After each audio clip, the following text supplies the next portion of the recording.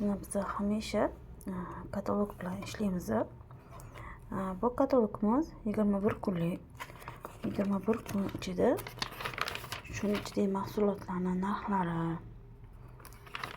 qanaqa yangiliklar bo'lyapti, qaysi mahsulot nima uchun, mana ma'lumotlar yozib qo'yilgan. Mana bu mahsulotimizni ko'rib turganingizdek,